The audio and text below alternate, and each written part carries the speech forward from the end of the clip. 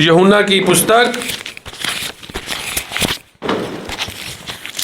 उसका 19 का 28 पढ़ेंगे। यूहन्ना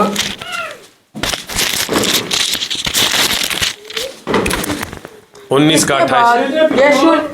इसके बाद यीशु ने यह जानकर कि अब सब कुछ पूरा हो चुका, इसलिए कि पवित्र शास्त्र में जो कहा गया वह पूरा हो, कहा मैं प्यासा हूँ। वहाँ सिरके से भरा हुआ एक बर्तन रखा था, अतः उन्होंने सिरके में भिगोए हुए स्पंज को जूफे पर रखकर उसके मुंह से लगाया। जब यीशु ने वह सिरका लिया तो कहा पूरा हुआ, और सिर झुकाकर प्राण त्याग दिए। हम इसे पंजाबी में भी पढ़ेंगे। ਇਹਦੇ ਪਿੱਛੋਂ ਯਿਸੂ ਨੇ ਇਹ ਜਾਣ ਕੇ ਭਈ ਹੁਣ ਸਭ ਕੁਝ ਪੂਰਾ ਹੋ ਚੁੱਕਿਆ, ਲਿਖਤ ਦੇ ਸੰਪੂਰਨ ਹੋਣ ਲਈ ਆਖਿਆ ਮੈਂ ਤੇ ਆਇਆ ਹਾਂ। ਉਥੇ ਇੱਕ ਭਾਂਡਾ ਸਿਰਕੇ ਦਾ ਧਰਿਆ ਹੋਇਆ ਸੀ, ਸੋ ਉਹਨਾਂ ਨੇ ਇੱਕ ਸਪੰਜ ਸਿਰਕੇ ਨਾਲ ਭਰਿਆ ਹੋਇਆ ਜੂਫੇ ਦੀ ਟੀਸੀ ਦੇ ਬੰਨ੍ਹ ਕੇ ਉਹਦੇ ਮੂੰਹ ਤਾਈਂ ਪਹੁੰਚਾਇਆ। ਸੋ ਜਾਂ ਯਿਸੂ ਨੇ ਸਿਰਕਾ ਲਿਆ ਤਾਂ ਆਖਿਆ पूरा होया है, तद ओने सिर निभा के जान दे दी। आमीन। प्रार्थना करेंगे। स्वर्गीय पिता प्रभु यीशु मसीह, तेरा वचन पढ़े जाने पर सबको बरकत मिले, सबको आशीष मिले। खुदावंद यीशु मसीह इस वचन के भेद को हम पर खोल खुदावंद यीशु मसीह, कि हम भी अपने जीवन में वो पूरा कर सकें जो मकसद तूने हमारे लिए ठहराया है। खुदावंद यीशु मसीह, मैं सबको तेरे हाथों में सौंपता हूँ, अपने कमज़ोर जीवन को भी तेरे हाथों में सौंपते हूँ। प्रभु मुझे इस्तेमाल कर, प्रभु यीशु मसीह के नाम से मांगते हैं, आमीन। आप सब बैठ सकते हैं।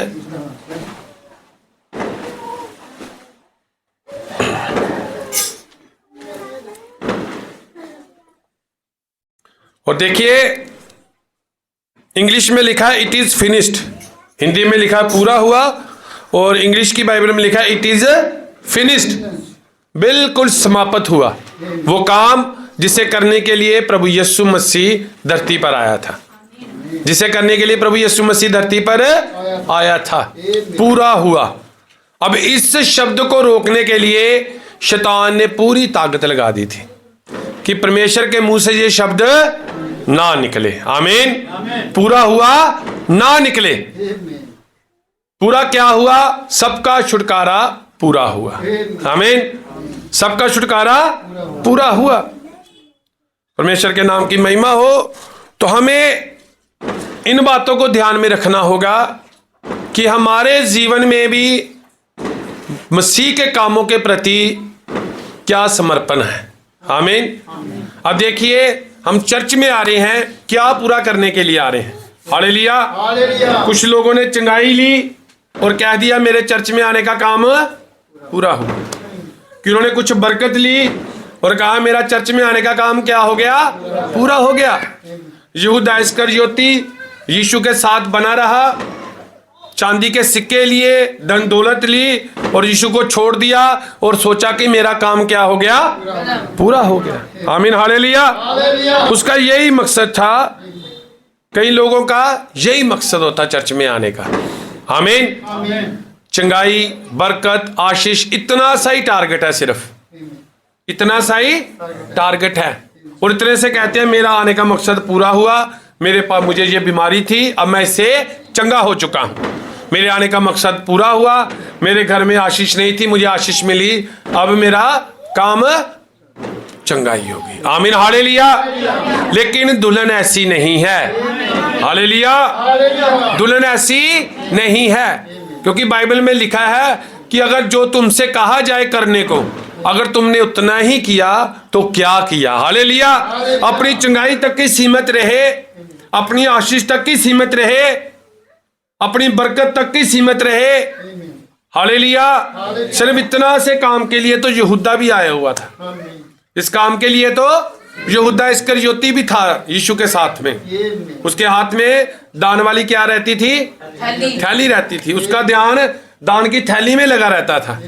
उसका भी अपना एक मकसद था जो वो पूरा करने के लिए आया था। उसका भी क्या था? एक मकसद था, पूरा करने के लिए आया था। लेकिन हमें अपना मकसद ठानना होगा जीवन में। बाइबल में से देखना होगा कि हमने कब कहना है कि पूरा हुआ। हालेलुया।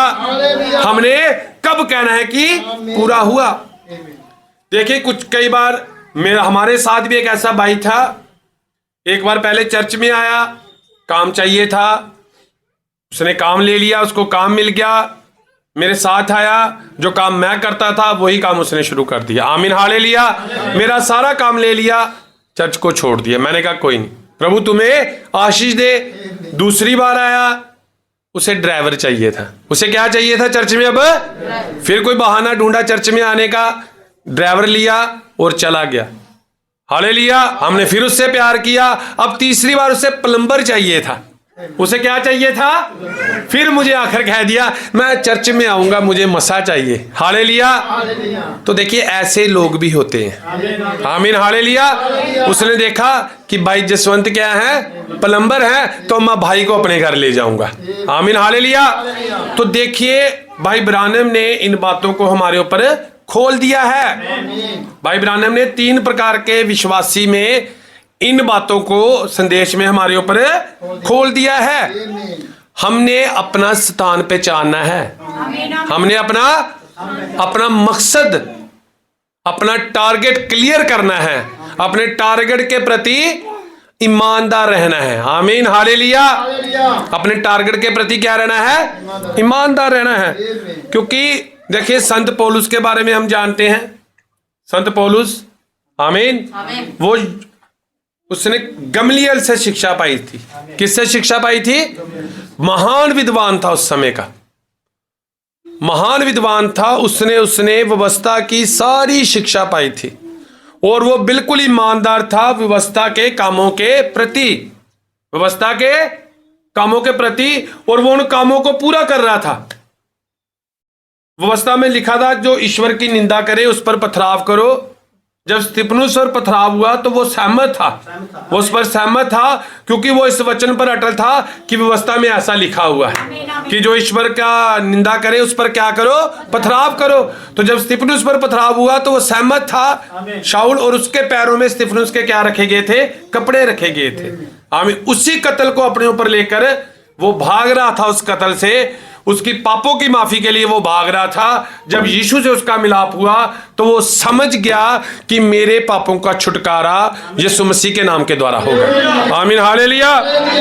तो देखिए संत पौलुस ने का जीवन देखें अब आप। उसने क्या कहा करंथियों में कि दौड़ते तो सभी हैं, चर्च में तो सभी आते हैं। आमीन हालेलुया। अपने घर से सब आते हैं, दौड़ते हैं, सुबह सुबह तैयार होते हैं, कोई मोटरसाइकिल पर, कोई गाड़ी में, कोई पैदल, कैसे भी दौड़ते हैं। संत पौलुस ने कहा दौड़ते तो सभी हैं लेकिन इनाम एक ही ले जाता है। हालेलुया। आप सब आ रहे हैं, आमीन हालेलुया, लेकिन हमने इनाम लेना है। और इनाम मैंने नहीं देना, इनाम आपको परमेश्वर ने देना है। हालेलुया। और कब देना है? जब आप परमेश्वर के राज्य का मकसद धरती पर पूरा करेंगे, परमेश्वर के कामों को पूरा करेंगे। जैसे संत पौलुस ने कहा था, किया था। केवल संत पौलुस की पत्रियों को पढ़कर छोड़ना नहीं है कि मैंने 1 अध्याय सुबह पढ़ लिया, 2 अध्याय शाम को पढ़ लिए। उन पत्रियों के पीछे का, हालेलुया, उसका मकसद देखना है संत पौलुस का। उसने क्या कहा? जीना मेरे लिए मसीह, मरना मेरे लिए लाभ है। अगर उसका मसीह से मेल मिलाप ना होता तो ज्यादा से ज्यादा वो एक बड़ा महायाजक बनकर अपनी जिंदगी गुजार देता। क्या बनकर? महायाजक बनकर अपनी जिंदगी गुजार देता, और इतना सा उसके जीवन का मकसद होता। लेकिन जब उसका मसीह से मुलाकात होगी, आमीन हालेलुया, जब मसीह से उसकी मुलाकात होगी तो संत पौलुस ने हमारे लिए कितने नायाब तोहफे बाइबल में दिए। हालेलुया। कितने नायाब तोहफे संत पौलुस ने इस दुल्हन को दिए हैं। रोमियो की पत्री, फिलेमोन की पत्री, पहला करंथी, दूसरा करंथियों, आमीन हालेलुया, पहला तिमोथियस, दूसरा तिमोथियस, ये किसने पत्रियां लिखी हैं? संत पौलुस ने। आमीन। और उसका कितना बड़ा मकसद पूरा हुआ, बताओ। उसने कितना बड़ा मकसद खुदा का पूरा किया। आज ये जज्बा लेकर हमें चर्च में आना जरूरी है। आमीन। केवल संत पौलुस को पढ़ना ही नहीं है, उसको जीना है हमने। हालेलुया। उसको जीना है हमने। 8 करोड़ की प्रॉपर्टी छोड़कर संत पौलुस 8 करोड़ की प्रॉपर्टी छोड़कर पूरी रीति से परमेश्वर के आगे सिलेंडर करके प्रभु के राज्य के लिए उसने अपना पूरा जीवन दे दिया। लास्ट सांस तक वो वफादार बना रहा, लास्ट सांस तक वो वफादार बना रहा और शर्मिंदा कर दिया उसने मौत को। ऐ मौत तेरा डंक कहां है? क्योंकि एक बड़ा मकसद लेकर वो रसूल धरती पर जी रहा था, एक बड़ा टारगेट लेकर जी रहा था। आमीन। देखिए, मौत से पहले उसको एक नाली दिखाई गई, एक नाली दिखाई गई, एक जहां पर उसका सिर काटना था वो जगह दिखाई गई और कहा, देख पौलुस, जब तेरी गर्दन काटी जाएगी तो तेरा खून इस नाली से बहकर बाहर जाएगा। हालेलुया। अंत तक वो बंदा वफादार था। पौलुस, तेरा खून कहां से बाहर जाएगा? इस नाली से जाएगा। और संत पौलुस ने क्या कहा है? जीना मेरे लिए मसीह और मरना लाभ है, मेरा काम पूरा हुआ। हालेलुया। मेरा काम पूरा हुआ, मैंने समय का संदेश सुना दिया है। आमीन। हालेलुया। मैंने समय का संदेश सुना दिया है। तो ऐसे लोगों का पढ़ना नहीं, इनको जीना भी है। मकसद देखें चर्च में आने का, हम सब दौड़ रहे हैं, सब आ रहे हैं, लेकिन इनाम पाना है। हमने क्या पाना है? इनाम पाना है। जो वचन हमें मिला है इसकी हमने क्या करनी है? संभाल करनी है। आमीन। जो विश्वास हमें दिया गया है उस विश्वास की क्या करनी है? रखवाली क्या करनी है। हालेलुया। हमें क्या विश्वास दिया गया है? हमने किसकी रखवाली करनी है? कि मैं जाता हूं और मेरे पिता के घर में बहुत से रहने के स्थान है, फिर मैं आऊंगा और तुम्हें अपने साथ ले जाऊंगा और तुम भी मेरे साथ रहोगे। इस विश्वास की क्या करनी है? रखवाली करनी है। आमीन। हालेलुया। वो आ रहा है यीशु मसीह, किसको लेने के लिए? वचन को लेने के लिए। आमीन। ये कि यकरजा और एलीशबा के बारे में हम पढ़ते हैं लूका के पहले अध्याय में। यकरजा कौन था? वो याजक था। तो तभी तो यूहन्ना ने यीशु मसीह को बपतिस्मा दिया था, उस पर हाथ रखे थे, क्योंकि जब एक भेड़ को यहोवा की वेदी के सामने बलि किया जाता था तो उससे पहले धोया जाता था। आमीन। उसे नहलाया जाता था। तो याजक को ही ये काम दिया जाता था और यूहन्ना याजक का बेटा था। आमीन। हालेलुया। यूहन्ना किसका बेटा था? याजक का बेटा था। इसलिए वो मेमना जो हमारे लिए वध हुआ उसको पहले धोया गया, बपतिस्मा दिया गया। आमीन। तो देखिए, यूहन्ना के जन्म के बारे में हम देखते हैं कि यकरजा और एलीशबा जो यूहन्ना की मां थी, ये बुजुर्ग हो चुके थे, ये बांझ थी, बुजुर्ग थी। लेकिन दूत ने इनको कहा, जब यकरजा चिट्ठी डालेगी कि यहोवा के भवन में जाकर सेवा करनी है, तो यकरजा का नाम निकला। जब यकरजा धूप जलाने के लिए गया तो वहां पर दूत ने उसे कहा, यकरजा तेरे कर पुत्र हो। आमीन। हालेलुया। वचन उसके अंदर डाल दिया गया और उसकी जुबान बंद होगी कि तो किसी को शक किया ना उसने शक किया, जुबान बंद होगी, लेकिन वो लिख सकता था। आमीन। हालेलुया। वो लिख सकता था और बुजुर्ग था। वचन उसने सुन लिया, लोगों ने देखा इसने दर्शन देखा है, इसने एलीशबा बुजुर्ग थी, लेकिन उन्होंने विश्वास किया, उस वचन को अपने अंदर रखा उन्होंने संभाल कर। उस वचन पर बेप्रतीति नहीं की, निच्चा की उसने पूरी क्या की? निच्चा की। बुजुर्ग बंदे इतनी बुजुर्गी के हालात में शायद वो कपड़े लेते हो बच्चों के, एलीशबा छोटे छोटे कपड़े बनाती हो। आमीन। हालेलुया। लोग उनका मजाक उड़ाते हो, मजाक उड़ता होगा उनका, जो मजाक उड़ता हो, लोग उनकी ओर देखकर हंसते हो, लेकिन यकरजा और एलीशबा का जो विश्वास था कि बात हमारे साथ की गई है।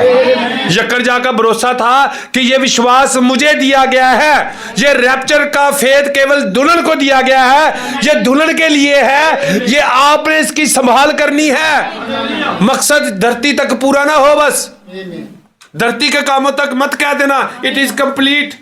मैंने मकान बना लिया, मैंने गाड़ी की आशीष ले ली, मेरी शादी हो गई। आमीन। हालेलुया। मेरे काम बन गए। यहां पर पूरा होना मत कहना, आमीन हालेलुया। जब वो जीवन का मुकुट मिलेगा तो वहां पर कहना हाँ आज पूरा हुआ मेरे जीवन का मकसद, हालेलुया। हाँ आज पूरा हुआ, इट इज कंप्लीट, आमीन। वहां पर कोई भी पक्षपात नहीं किया जाएगा, कोई भी पक्षपात नहीं किया जाएगा। तो हमें अपने जीवन का मकसद पूरा करना होगा, एक टारगेट लेना होगा जीवन में कि मैंने धरती पर रहकर परमेश्वर के सुसमाचार के लिए, परमेश्वर के राज्य के लिए कैसा समर्पित जीवन जीना है, आमीन। कैसा समर्पित जीवन जीना है। देखिए परमेश्वर ने कभी भी हमारे साथ, किसी के साथ भी कोई पक्षपात नहीं किया। इन अंत के दिनों में परमेश्वर ने अपने वचन का सारा मर्म अपने लोगों पर प्रकट किया, आमीन हालेलुया। यूहन्ना ने जो बात सुनी उसको मना कर दिया गया लिखने के लिए। वो लिख सकता था, उसने कहा मैं लिखने पर था, क्योंकि ये बातें इस समय में हम पर प्रकट की जानी थी, आमीन हालेलुया। तो वो सातवां स्वर्गदूत की तुरी बजाने पर अर्थात प्रचार करने पर वो परमेश्वर के सारे गुप्त मनोरथ उसके लोगों पर खुलने थे। हम लोग बिल्कुल अंत के समय में हैं। वो महान सेवकाई भाई ब्रानम की मलाकी 4 की पूरी हो चुकी है, आमीन हालेलुया। भाई की भविष्यवाणियां पूरी हो चुकी हैं और कुछ हो रही हैं, आमीन हालेलुया। भाई एक महान परमेश्वर की सेवकाई को हमारे बीच में रख के गया। अब वो आगे किसने निभानी है? दुल्हन ने करनी है, आमीन हालेलुया। किसकी बारी है? अब दुल्हन की बारी है। देखिए मैं भाई के घर में बंदगी थी, अपने भाई विल्सन के घर में, तो वहां पर यह बात रखी थी कि जब भाई ब्रानम ने गिलहरियां बनाई थी, आमीन हालेलुया, जब भाई ने बोला तो वो गिलहरियां 3 बनी थी, तो भाई को आत्मा ने क्या कहा था, आमीन हालेलुया। भाई ने ऐसे कहा कि गिलहरी बन जाए, गिलहरी बन जाए। तो देखिए परमेश्वर के आत्मा ने उभारा कि तू ऐसे मांग, कैसे मांग, कि किस डानी पर गिलहरी बननी चाहिए, हालेलुया। क्योंकि भाई ने निशाना लगाना था ना, शिकार करना था। तो भाई को जिस डानी पर गिलहरी चाहिए थी कि इस बीच वाली डानी पर क्या बननी चाहिए, गिलहरी बननी चाहिए, वहां पर ही गिलहरी बनी, आमीन हालेलुया। और वहां पर ये सेवकाई को शुरू करके भाई ब्रानम ने आज किनके हाथों में दे दी? आपके हाथों में दे दी। भाई ब्रानम ने कहा आप जिनके लिए प्रार्थना करोगे वो चर्च में होंगे। तो आपका टारगेट क्या है? उस सेवकाई को जाकर क्लेम करें और घुटनों पर हो जाए उन लोगों के लिए जिन लोगों को आप चर्च में देखना चाहते हैं, हालेलुया। क्या ऐसे जीवन जी रहे हैं हम? रोजा रखा केवल अपने लिए, बंदगी रखी केवल अपने लिए, हालेलुया। रोजा किसके लिए रखा? अपने लिए, अपने परिवार के लिए। बंदगी किसके लिए? अपने परिवार के लिए। आओ हम रोजा रखें परमेश्वर के राज्य के लिए, हालेलुया। आओ हम काम करें प्रभु के राज्य के लिए, उपवास में जाएं कि हे मेरे प्रभु, हे मेरे खुदा, जो तेरी भेड़े, जो तेरा बीज उस शैतान के वंश में पड़े हैं वो सब बाहर निकल आए, हालेलुया। क्योंकि सेवकाई दुल्हन की है।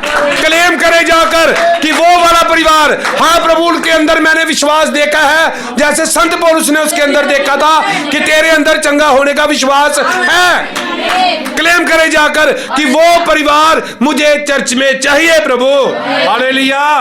वो मेरा रिश्तेदार मुझे चर्च में चाहिए प्रभु। क्या ये टारगेट है हमारे? आमीन हालेलुया। हमने आगे बढ़ना है। सब भाग रहे हैं, सब रोजे रख रहे हैं, सब आराधना प्रार्थना कर रहे हैं, लेकिन दुल्हन का रोजा रखना एक अलौकिक है, एक दिव्य प्रेम है दुल्हन के अंदर। कैसा दिव्य प्रेम? जिनकी हम शक्ल नहीं जानते, जिनके नामों का भी हमें नहीं पता, जिनके नामों का नहीं पता, वो कौन है, कहां है, हम नहीं जानते। आओ हम उनके लिए रोजा रखें, उनके लिए उपवास करें, आमीन हालेलुया। उनके लिए रोए कि खुदावन मैं इन बीजों को क्लेम करता हूं। भाई ब्रानम जब इंडिया में आए तो क्या किया उन्होंने आकर? जैसे वो जहाज से उतरे तो उन्होंने मिट्टी ली, थोड़ा आगे गए ग्राउंड में, मिट्टी को उठाया और कहा परमेश्वर मैं तेरे बीजों को क्लेम करता हूं। हमारे सबकी वहां पर प्रार्थना हो गई थी, हालेलुया।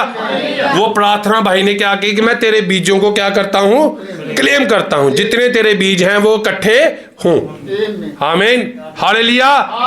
तो आए हम परमेश्वर का मकसद पूरा करें। हमारा मकसद चर्च में छोटा ना हो, हालेलुया।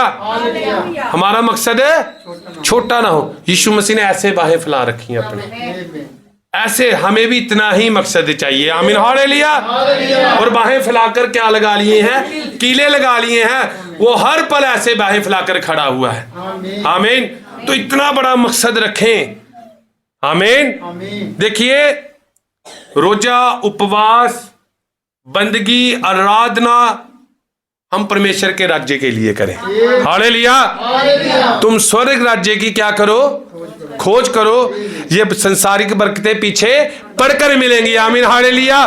तो आओ परमेश्वर के राज्य की खोज करें, प्रभु के राज्य के लिए अपने जीवन को दें, एक समर्पित जीवन जिए। आमीन, हालेलुया।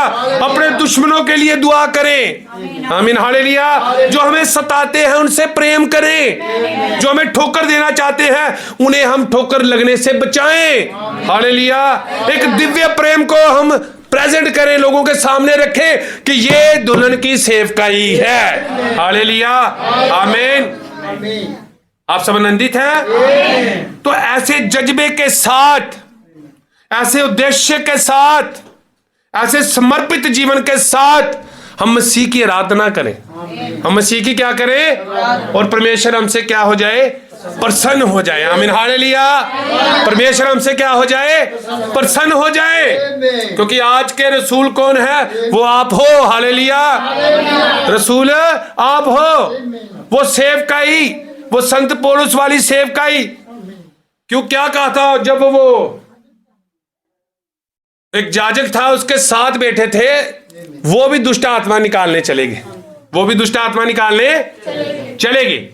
और जब गए हैं तो क्या बोला उन्होंने कि तू संत पौलुस के खुदा से के नाम से बाहर निकल जा। आमीन, हालेलुया। यीशु के नाम से।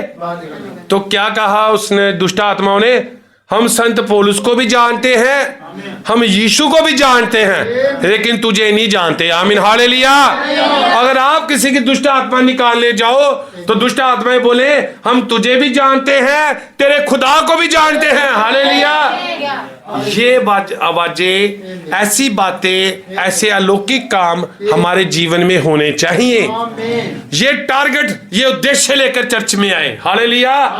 इस उद्देश्य के साथ उपवास रखें, इस उद्देश्य के साथ प्रभु की आराधना करें कि हाँ खुदावंद यीशु मसीह, हालेलुया, जो वो भाई ब्रानम हमें सेवकाई दे गया है। आमीन। तो अब मैं एक अच्छा व्यापारी निकलूं। जो मुझे एक तोड़ा दिया गया है, मैं इसको 1000 तोड़ों में बदलने जा रहा हूं। आमीन, हालेलुया। अपने तोड़ों को बढ़ाएं आप। आमीन। ये धरती की, देखिए इफिसियों 6 की 10, 11, 12, 13 में क्या लिखा है कि परमेश्वर के सारे हथियार बांध लो। आमीन। सारे हथियार बांध लो, क्योंकि तुम्हारी लड़ाई अंधकार के हाकिम के साथ और उसकी आत्मिक सेनाओं के साथ है। कौन सी सेनाओं के साथ है? आत्मिक सेनाओं के साथ। आपका युद्ध किसके साथ है? आत्मिक सेनाओं के साथ। और आत्मिक सेनाओं के साथ आप शरीर में नहीं लड़ सकते। हालेलुया। एक आत्मा में आना पड़ेगा। आमीन। आत्मा के साथ लड़ने के लिए किस में आना पड़ेगा? आत्मा में आना पड़ेगा। आमीन। और वो कौन सा आत्मा है? वो पवित्र आत्मा है। आमीन, हालेलुया। वो किसके लिए है? वो आपके लिए है। एक बाप की सारी जायदाद किसके लिए होती है? उसके बेटे और बेटियों के लिए होती है। वो परमेश्वर की सारी समर्थ, वो परमेश्वर की सारी ताकत, हालेलुया, वो हमारे लिए है। आमीन, हालेलुया। उसको क्लेम करे जाकर ये मकसद के साथ, हाँ प्रभु ये मेरे लिए है। आमीन, हालेलुया। आमीन। इतना बड़ा मकसद रखें आप परमेश्वर के सामने। ये टारगेट हो आपके जीवन में, वो जीवन का मुकुट पाने के लिए। छोटा टारगेट मत रखें। हालेलुया। छोटा टारगेट मत रखें। आमीन। 3 मंजिली, 5 स्टार होटल। आमीन, हालेलुया। बड़ी बड़ी फैक्ट्रियां, बड़े बड़े मॉल, बड़े बड़े जो स्टेडियम है, जब बड़े बड़ी इमारतें, परमेश्वर का वचन कहता है कोई इमारत खड़ी नहीं रहेगी। हालेलुया। हर एक दीवार गिराई जाएगी। आमीन। तो हमारा जीवन का मकसद ये इमारतों को खड़ा करना। आमीन। हालेलुया। शरीर के द्वार जीना ना हो, आइए एक आत्मा से भर जाएं, एक आत्मा से भर जाएं, हम उस पवित्र आत्मा के मसे से भर जाएं। बोलने की जरूरत नहीं है। हालेलुया। आप जा रहे होंगे, आपकी परछाई पड़ेगी, बीमार चंगा होगा, ये वादा है। हालेलुया।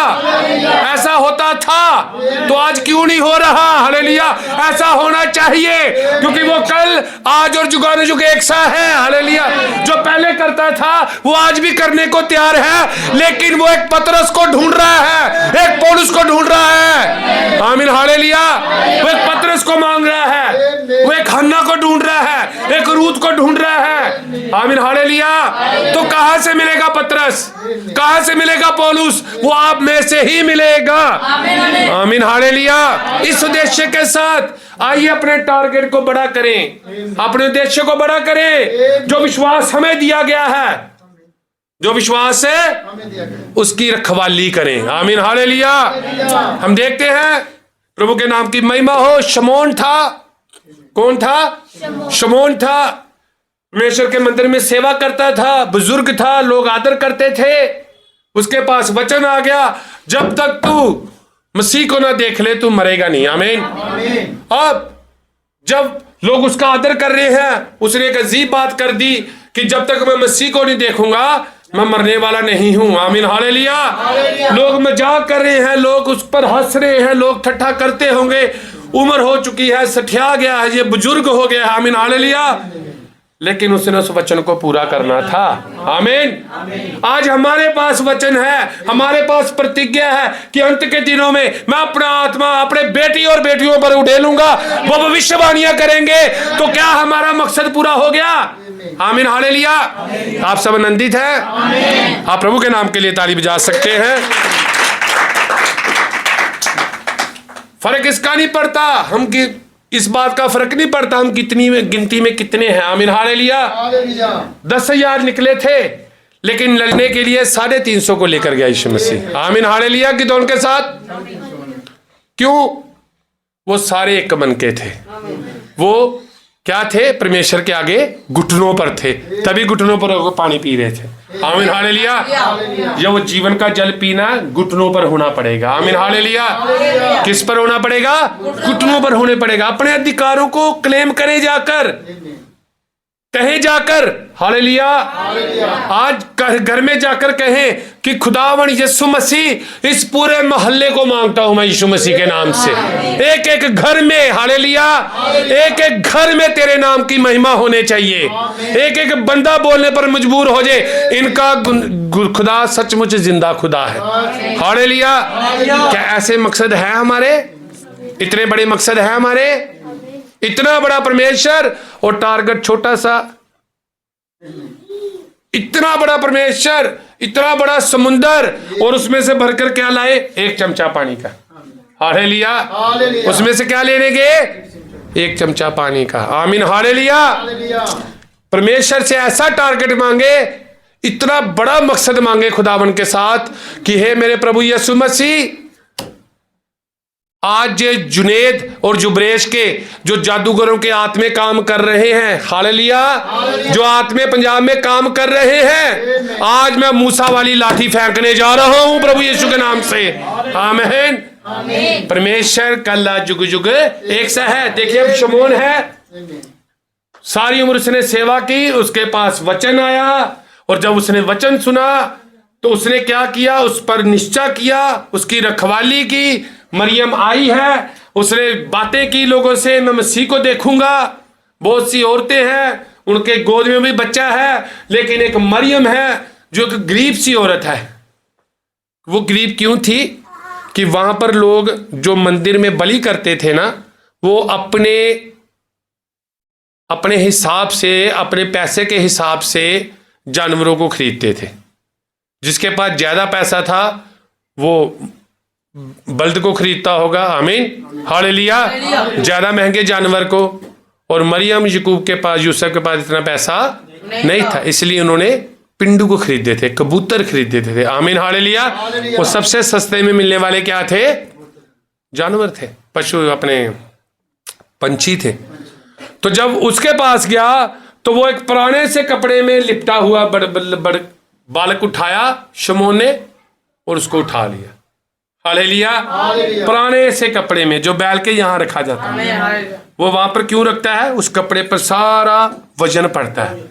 वो बताया गया कि यीशु मसीह हमारे पापों का वजन उठाने वाला है। तो उसको उठाया, उस लड़के को जो पुराने से कपड़े में था, और उठा के क्या, प्रभु मैं तेरा क्या करता हूं?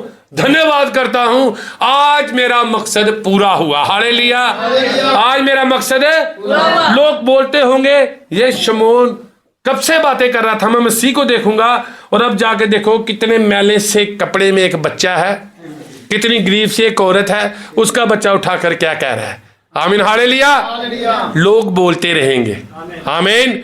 लोग बोलते रहेंगे, वो आपके मकसद से जाने से आपको रोकते रहेंगे।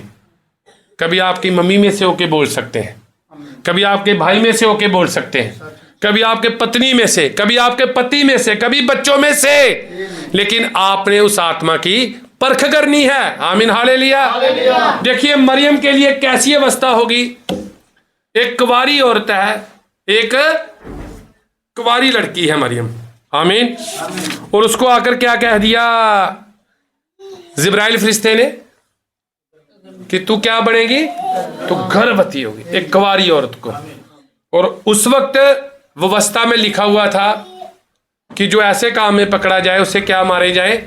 पत्थर मारकर मार दिए जाए। आमीन। तो एक कुंवारी औरत है, और 18 भाई ब्रानम ने इस पर प्रकाशन दिया कि वो 18-19 साल की थी, और यूसुफ उससे उम्र में काफी बड़ा था। उसके पहले ही 4 बच्चे थे, वो बुजुर्ग था। आमीन हालेलुया। वो पहले ही बुजुर्ग था, और मरियम उसकी ओर आकर्षित हुई। आमीन।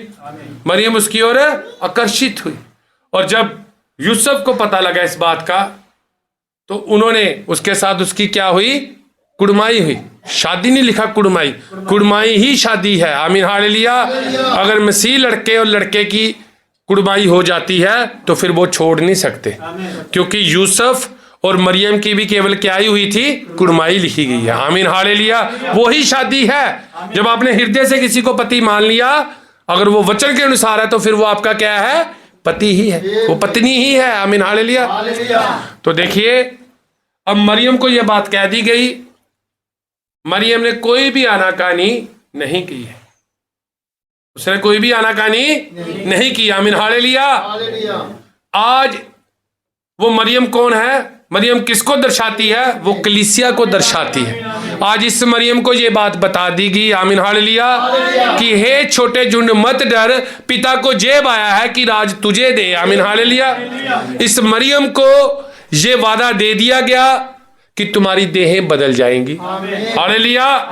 तुम्हारी देहें बदल जाएंगी, तुम कष्ट काल में नहीं जाओगे, तुम रैप्चर में जाओगे, जहां मैं रहूंगा वहां तुम रहोगे। आमीन हालेलुया। अब उस मरियम ने उस वचन को पकड़कर अपने अंदर ले लिया। क्या इस मरियम ने वचन को पकड़कर अपने अंदर लिया है? आमीन हालेलुया। क्या इस वचन ने, इस मरियम ने आमीन कहा है उस वचन के ऊपर?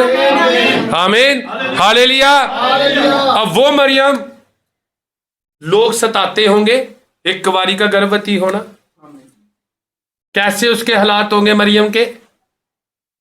लोग सताते होंगे, समाज में उसका बहिष्कार होता होगा, लेकिन उसने अपने अंदर किसको रखा था? वचन को लिया हुआ था। जैसे यकरया और एलीशिबा ने लिया हुआ था वचन को। जितना मर्जी उनका मजाक उड़ रहा होगा, लेकिन एलीशिबा जानती थी कि मैं गर्भवती हूं। आमीन हालेलुया। और जब उसने यूहन्ना को जन्म दिया तो प्रभु यीशु मसीह ने क्या कहा? जितने मां के पेट से जन्मे हैं, यूहन्ना से बड़ा कोई भी नहीं है। हालेलुया। तो अब इस मरियम की बारी है। आमीन। हालेलुया। वचन उसके अंदर गया है। आमीन। उसने वचन को जन्म देना है। आज इस मरियम के अंदर भी वचन गया है कि तू बोलेगी और हो जाएगा। आमीन। हालेलुया। आपको जन्म देना होगा। आप बांझ नहीं हो। आमीन। हालेलुया।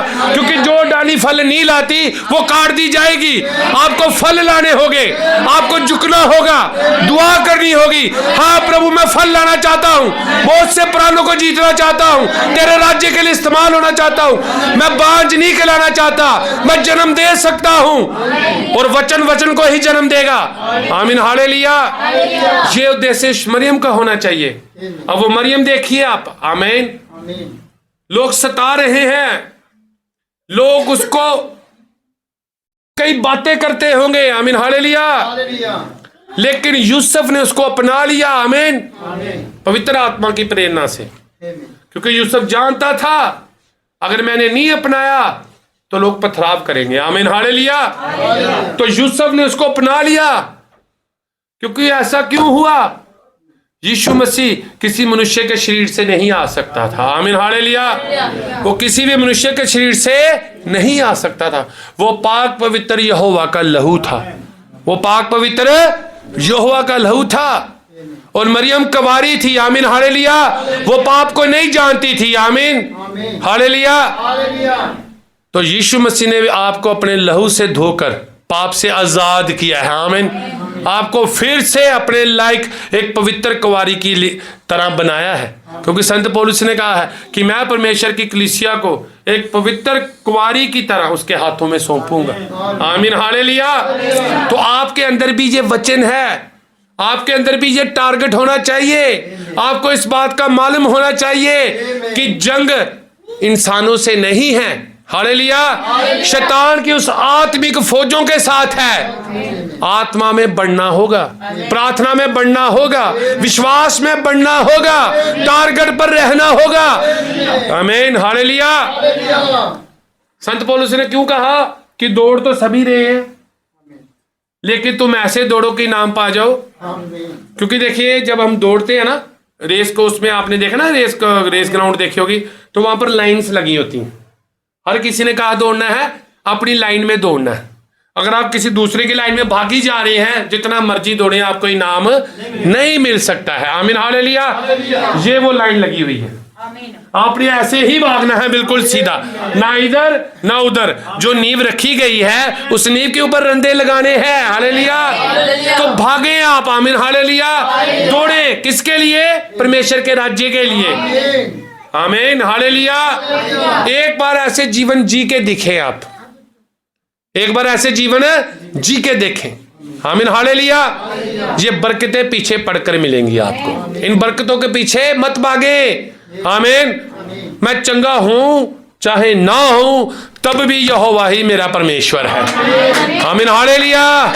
मैं किसी भी परिस्थिति में रहूं, तब भी यहोवा ही मेरा परमेश्वर है। लोग मुझ पर पथराव करें, मुझे बहिष्कार करें, तब भी यहोवा ही मेरा परमेश्वर है। क्योंकि वो था, वो है, वो रहेगा। अब मरियम पर सताव है। मरियम को शायद कुएं से पानी ना भरने देते हो, वो राशन लेने जाते हो, लोग उसको सताते हो। आमीन। हालेलुया। 9 महीने तक। आमीन। क्या उसके हालात हुए होंगे, कैसा सताव उस पर रहा होगा, कैसी परिस्थितियां उस पर रही होंगी, किन हालातों से वो गुजर रही होगी। एक विश्वासी के जीवन को दर्शाता है। आप अपनी परिस्थितियों को देखें। आमीन। हालेलुया। कई बार हालात कैसे बन जाते हैं। आमीन। कई बार हालात कैसे बन जाते हैं। आमीन। शैतान परिवारों में, आमीन, हालेलुया, बच्चों को खिलाफ करता है, कई बार अपने माँ बाप को खिलाफ करता है, रिश्तेदारों को खिलाफ करता है। कि क्यों खिलाफ करता है? कि ये मरियम उस वचन को जन्म ना देने पाए। आमीन। ये मरियम उस वचन को जन्म ना देने पाए। लेकिन परमेश्वर में मेरे प्रिय भाई बहनों, मरियम पीछे नहीं मुड़ी। आमीन हालेलुया। मरियम पीछे नहीं मुड़ी, वो आगे बढ़ती गई। आमीन हालेलुया। और किसको जन्म दिया? उद्धारकर्ता को जन्म दिया। और क्या कहा गया?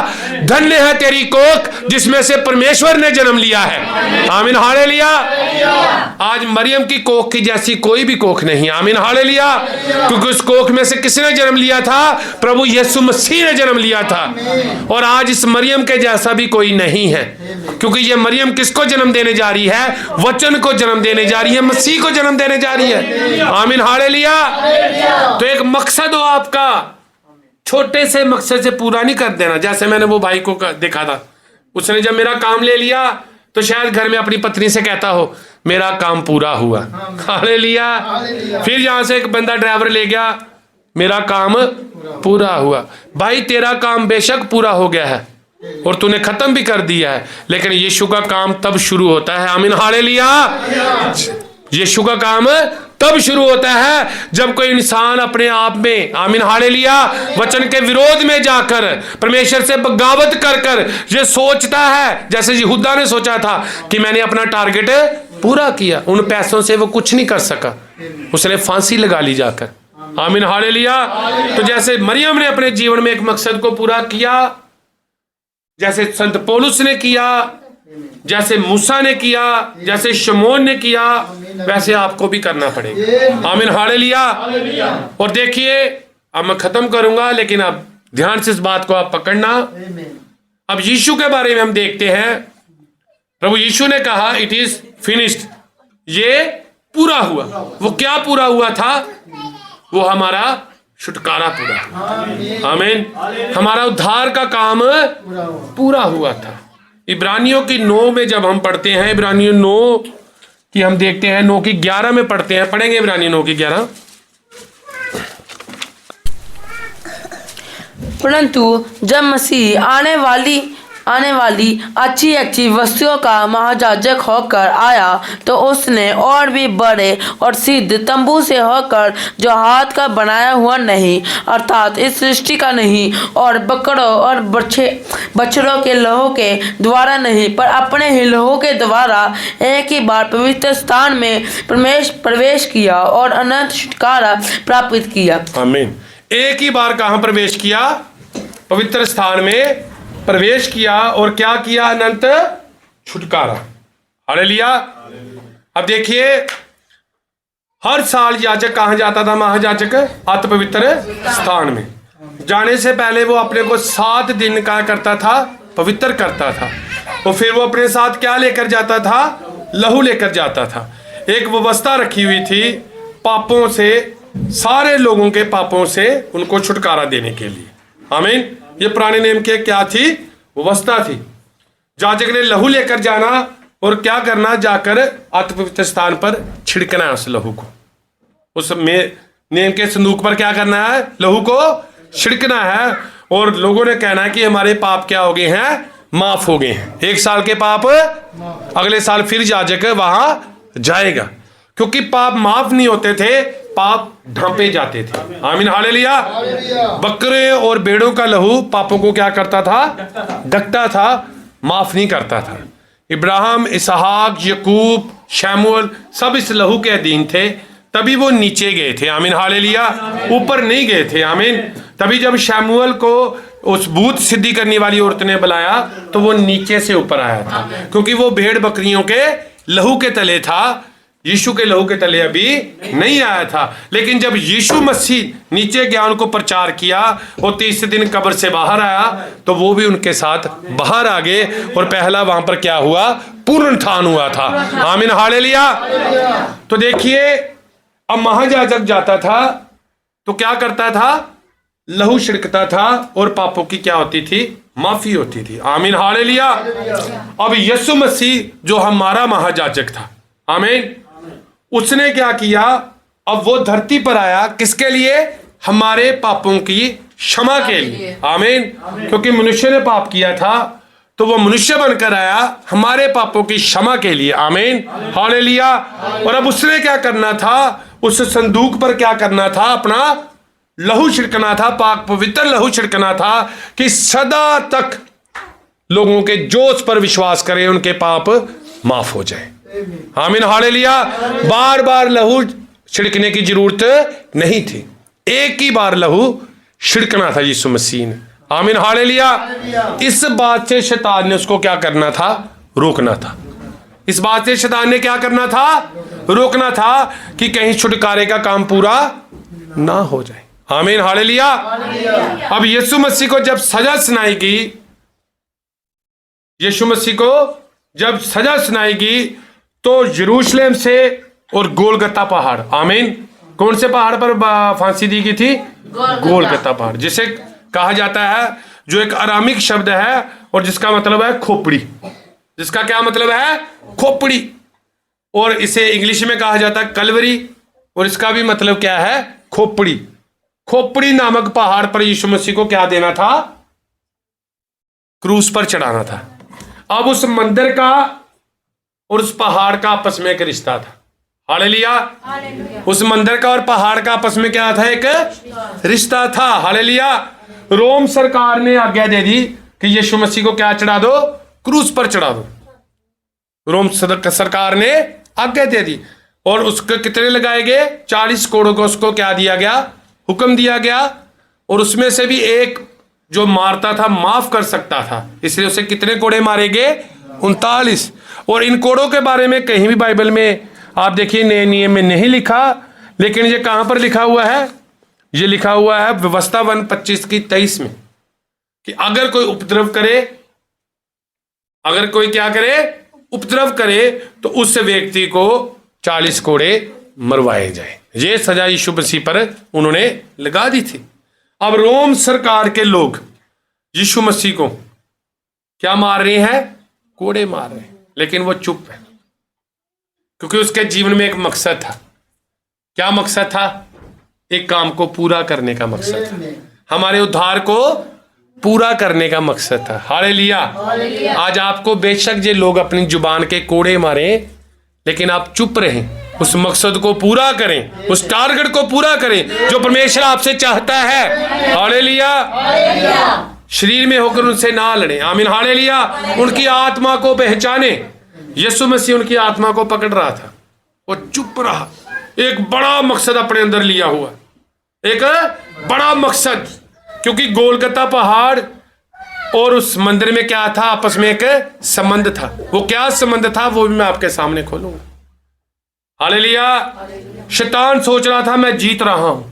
शैतान क्या सोच रहा था? मैं जीत रहा हूं। आमीन, मैं जीत रहा हूं। लेकिन यीशु मसीह बिल्कुल चुप और खामोश था, क्योंकि वो जानता था केवल परमेश्वर जीत सकता और कोई जीत ही नहीं सकता। आमीन हालेलुया। वो चुप है और शैतान उसकी चुप्पी से घबरा रहा है, इसलिए उसके मुंह पर थूका गया। आमीन। किसी बंदे में से होकर उसको ऐसा आत्मा दिया कि उसने मसीह के मुंह पर थूक दिया, उसकी दाढ़ी नोची, उसके डंडे मारे गए, उसे मारा गया, पीटा गया, जलील किया गया, उसे नंगा कर दिया गया। बिल्कुल। आमीन हालेलुया। उसे नंगा क्यों कर दिया? उसने अपने आप को नंगा होने दिया। क्यों? कि हम लोग जो नंगे थे वो कपड़ा उसने हमें पहना दिया। हालेलुया। वो कपड़ा उसने हमें पहना दिया, वो धार्मिकता का सफेद लिबास। आमीन हालेलुया। जो हमारा लिबास पाप के साथ गंदा हो चुका था, यीशु ने अपना पवित्र लिबास उतार दिया और अपनी दुल्हन को उड़ेल दिया। क्या आप नहीं जानते कि एक दुल्हन की जब शादी होती है तो सारे कपड़े उसको दूल्हे भेजता है, देता ना दूल्हा? तो हमारे दूल्हे ने उस वक्त हमें हमारी ओढ़नी उड़ा दी थी। आमीन हालेलुया। अपना आप दे दिया उसने, क्योंकि बाइबल में लिखा है प्रकाशित वाक्य में, उन्हें सफेद मलमल के क्या दिए गए? कपड़े दिए गए। उन्होंने मेमने के लहू से अपने कपड़ों को धोकर क्या किया था? वस्त्रों को साफ किया था। आमीन हालेलुया। तो तब यीशु मसीह पूरा नंगा कर दिया गया और अपना कपड़ा उसने हमारे लिए दे दिया। और फिर वो चुप है, शैतान उसे शर्मिंदा कर रहा है, शैतान उसे मार रहा है, ये बोल क्यों नहीं रहा? आमीन हालेलुया। क्या मकसद है? क्या टारगेट है? टारगेट मसीह जानता था कि मेरे अंदर वचन है। टारगेट दुल्हन जानती है कि वचन आपके अंदर है, लोगों के लिए नहीं है ये। हालेलुया। भाई इब्राहिम लोगों का नबी नहीं है, वो आपका नबी है। मलाकी 4 आपके लिए है। हालेलुया। प्रकाशित 6:10-7 आपके लिए है। हालेलुया। वो गर्जनों के शब्द का प्रकाशन आपके लिए है, औरों के लिए नहीं है। आमीन। हालेलुया। तो अब देखिए यीशु चुप चला जा रहा है। वो शैतान अपनी हदें क्रॉस कर रहा है। आपके साथ भी हदें क्रॉस हो सकती हैं। आमीन। हालेलुया। आपके साथ भी ऐसा हो सकता है, लेकिन शांत रहना और लौट आने में तुम्हारी वीरता है, वचन ये कहता है। आमीन। तो यीशु को ले जा रहे हैं, ले जा रहे हैं उस पहाड़ की ओर। यीशु खुद उस पहाड़ की ओर जाना चाहता है, क्योंकि उस पहाड़ के नीचे एक रहस्य है। उस गोलगत्ता पहाड़ के नीचे एक रहस्य है। आमीन। हालेलुया। बाइबल हमें यह बताती है कि उसने एक ही बार अति पवित्र स्थान में क्या किया, प्रवेश किया, और अपने लहू के द्वारा सबका क्या कर दिया, छुटकारा कर दिया। इब्रानियों 9:10-11 में। आमीन। हालेलुया। अब वो जा रहा है, क्योंकि क्या हुआ था जब नबूकदनेस्सर ने यरूशलेम के मंदिर पर क्या किया था, हमला किया था। तो इतिहास इस बात का गवाह है। आप मुकाबियों का दूसरा ग्रंथ पढ़ें जो कैथोलिक की बाइबल में, उसमें भी इस बात का जिक्र है, और भी किताबों में इस बात का जिक्र है। आमीन। हालेलुया। इतिहास की किताबों में जो प्रमाणित है कि यह बात सच है। आमीन। तो क्या हुआ था जब नबूकदनेस्सर ने, यीशु मसीह ने पहले तो इतने चुप क्यों रहा, यीशु मसीह इतने कोड़े खाए, इतनी मार खाई, वो क्या था, क्योंकि एक बहुत बड़ा टारगेट उसके अंदर छिपा हुआ था। हालेलुया। इसलिए आपका टारगेट छोटा मत हो। आमीन। हालेलुया। हम देखते हैं ना क्या हो रहा आजकल मिशनों में। एक बहन खड़ी होगी, यहां पर पास्टर खड़ा होगा, बहन बोलेगी पास्टर जी हाँ जी, इसने जर्दा खाना छोड़ दिया। हालेलुया। इसने, उधर ढोल बजेंगे, लोग नाचेंगे, तालियां बजनी शुरू हो जाएंगी। उसके बाद का उसका जीवन भी देखना जरूरी है कि कल इसने जर्दा छोड़ा था, आज शराब पीनी तो नहीं कहीं शुरू कर दी। आमीन। हालेलुया। तो देखिए टारगेट बड़े होने चाहिए मसीह में। अगर हम लोग आज यीशु मसीह के सिर्फ चंगाई का प्रचार हो रहा है, यीशु चंगा करता है, यीशु चंगा करता है, यीशु चंगाई देता है, अगर यही बात आप टाटा बिरला के पास लेकर चले जाएं, आमीन, अंबानी के पास चले जाएं कि यीशु मसीह चंगा करता है, उनके पास इतना धन दौलत है, वो कहेंगे हमें हमारा पैसा चंगा करता है, वो मानेंगे यीशु मसीह को। लेकिन अगर आप ये बात जाकर कहें कि यीशु मसीह आपको अनंत जीवन देता है, यीशु मसीह आपको मौत से बचाता है, यीशु मसीह आपको मौत से जीवन में लेकर चला जाता है, वो आपके प्राणों का उद्धार करता है, तो वो मानेंगे। हालेलुया। फिर वो मानेंगे। आमीन। तो देखिए अब यीशु मसीह के अंदर एक महान भेद वाली बात थी जो सिर्फ मसीह जानता था। कौन जानता था? मसीह जानता था। क्योंकि यिर्मयाह नबी ने क्या किया था, जब उसको पता चला कि राजा नबूकदनेस्सर अटैक करने वाला है यरूशलेम के मंदिर में। आमीन। हालेलुया। उसने वो नेम का संदूक लिया और मंदिर में से क्या निकाली? सुरंग निकाली याजकों के साथ। 500 साल तक वो नेम का संदूक किसी को नहीं मिला। आमीन। हालेलुया। क्योंकि नबूकदनेस्सर मंदिर में से क्या उठा कर लाया था? सिर्फ बर्तन उठा कर लाया था। सिर्फ क्या उठा कर लाया था? वहां पर पड़े हुए बर्तन उठा कर लाया था वो। तो वो उसने क्या किया? सुरंग निकाली। किसने? यिर्मयाह नबी ने और याजकों ने सुरंग निकाली। और वो सुरंग कहां तक लेकर गए? गोलगत्ता पहाड़ के नीचे। कहां पर लेकर गए? गोलगत्ता पहाड़ के नीचे। और वहां पर क्या रख दिया जाकर? नेम का संदूक रख दिया। ठीक उस संदूक के ऊपर यीशु मसीह को क्या लगाया गया? क्रूस पर चढ़ाया गया। और वचन पर लिखा है कि जमीन ठड़क गई, जमीन फट गई। जब जमीन फटी, यीशु का खून ऊपर से टपका, उस संदूक पर पड़ा और हमारा छुटकारा पूरा हो गया। हालेलुया। समझे आप इस बात को? वो क्या था? आमीन। वहां पर नेम का संदूक था, यहां पर स्लीप पर चढ़ाया गया है। और बाइबल इस बात का बयान करती है। हम मत्ती की किताब में पढ़ सकते हैं। हम निकाले मत्ती 27 का 50 और 51 पढ़े जल्दी।